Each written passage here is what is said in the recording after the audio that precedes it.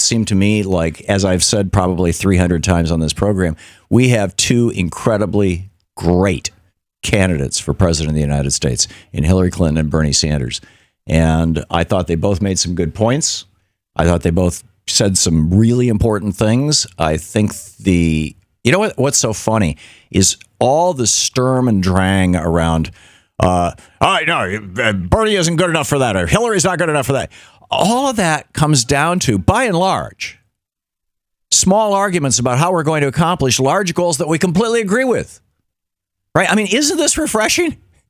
You've got Republicans who want to throw people off health care altogether, and you've got an argument between Hillary and Bernie about how to get everybody in the country 100% insured. I just feel so blessed. I got to tell you, I am, as a Democrat, this goes beyond that. As a citizen of the world,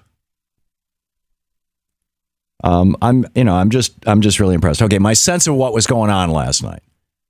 Bernie is pretty much Bernie. He always, sticks to what he's always stuck to. Those of you who've listened to the program know he's been on here every week for 10 years, 11 years, something like that. And in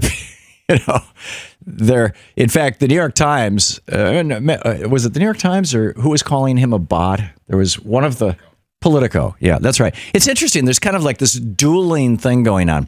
Politico is totally trashing Bernie, and Salon.com is totally trashing Hillary. Politico.com totally trashing Bernie. It is TPM, always no stories about Bernie at all, always positive stories about Hillary. Democratic Underground, which oddly enough, one of the guys who runs it is a Hillary supporter. Democratic Underground, but it's more run by its listeners, more often picking on Hillary. It's like, these dueling camps and all this kind of stuff, which is fine. I mean, this is democracy in action.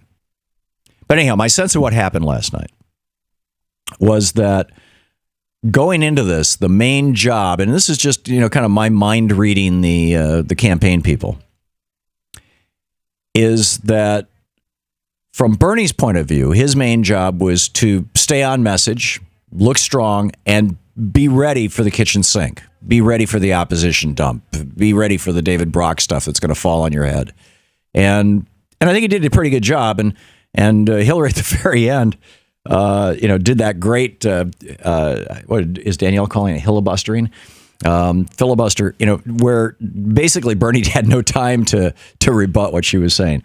Now, you can sit around and complain about that if you're a Bernie supporter. I was offended by it, but you're going to cheer her if she's the nominee, and the odds are she will be. If she's the nominee, you're going to cheer her when she does that against Ted Cruz. So, hey, it's politics, guys. But anyhow, I think that Hillary's main goal last night, she had two main goals from what I could see. The first was outreach for African Americans in South Carolina. And in order to do that, she had to portray Bernie Sanders as somebody who was dissing the first black president. And so she laid out a couple of examples repeatedly of where she felt that he was dissing President Obama. The second thing that she had to do was basically embrace his issues while saying, yes, I want to do the same things he can do. In other words, try to steal his thunder without angering his supporters, because she's going to need his base to win, right? It's just that simple. If Hillary Clinton becomes the nominee and it happens in a way that causes the followers of Bernie Sanders to feel like they got screwed, not beat, but screwed, there's a difference, then she will lose the base and lose the general election, and that will be a disaster. And I'll be like Ann Coulter's, when Ann Coulter said, we shouldn't nominate Mitt Romney. He can't win a general election. We should nominate Chris Christie. He will.